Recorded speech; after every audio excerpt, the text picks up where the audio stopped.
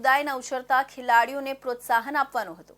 આ ટુર્નામેન્ટના વિજેતા અને રનરઅપ્સ ટીમને કાપડી સમાજના પ્રમુખ પ્રકાશભાઈ તંબોલી તથા ઉપસ્થિત મહેમાનોના હસ્તે ટ્રોફી અને રોકડ ઇનામથી સન્માનિત કરવામાં આવ્યા હતા। દાદરા નગર હવેલીના નરોલી ગામે મીત પાર્ટી પ્લોટ ક્રિકેટ ગ્રાઉન્ડ પર કાપડી સમાજ દ્વારા એક વિશેષ ક્રિકેટ ટુર્નામેન્ટનું આયોજન કરવામાં આવ્યું હતું। આ ટુર્નામેન્ટનો મુખ્ય ઉદ્દેશ્ય કાપડી સમાજની એકતા પ્રદર્શિત કરવી અને સમુદાયના ઉછળતા ખેલાડીઓનું પ્રોત્સાહન વધારવું હતો। ટેનિસ બોલ ક્રિકેટ ટુર્નામેન્ટમાં કુલ 11 ટીમોએ ભાગ લીધો હતો।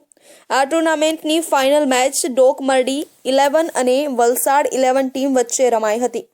કઠિન પ્રતિક્રિયા વચ્ચે ડોકમરડી 11 ટીમને વિજયી બનીને ટુર્નામેન્ટ જીતી લીધો, જ્યારે વલસાડ 11 ટીમ રનર્સ અપ રહી હતી। કાપડી સમાજ ક્રિકેટ ટુર્નામેન્ટનું આયોજિત કરવામાં આવ્યું હતું કાપડી સમાજ તરફથી। તો એમાં સફળતાપૂર્વક ઘણી મજા આવી ગઈ અને જે આયોજન હતું તે ખરેખર ઘણું સરસ હતું। કાપડી સમાજને આગળ લાવવા માટેના જે આપણા યંગસ્ટરો છે એ આ રીતે અલગ અલગ પ્રવૃત્તિઓમાં પણ આગળ વધે।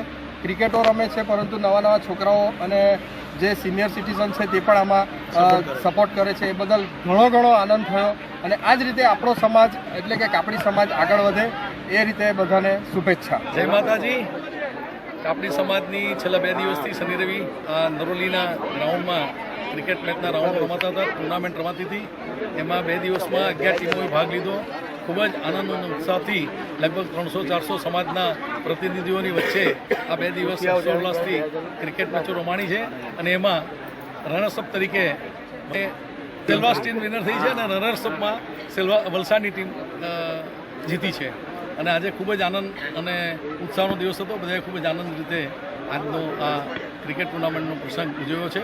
નમસ્કાર। આ ટુર્નામેન્ટના વિજેતા અને રનર્સ અપ ટીમોને કાપડી સમાજના પ્રમુખ પ્રકાશભાઈ તંબોલી તથા ઉપસ્થિત મહેમાનોના હસ્તે ટ્રોફી અને રોકડ ઇનામથી સન્માનિત કરવામાં આવ્યા હતા। વિજેતા તથા રનર્સ અપ ટીમને ટ્રોફી અને રોકડ ઇનામ આપી પ્રોત્સાહન વધાર્યું હતું। આ ટુર્નામેન્ટથી કાપડી સમાજના ખેલાડી અને ટીમો વચ્ચે વધુ સકારાત્મક સ્પર્ધાનું અને એકતાનું પ્રતીક નિર્માણ થયું છે અને આગામી સમયમાં વધુ આવા કાર્યક્રમો યોજાવાની આશા રાખવામાં આવી રહી છે। તો આ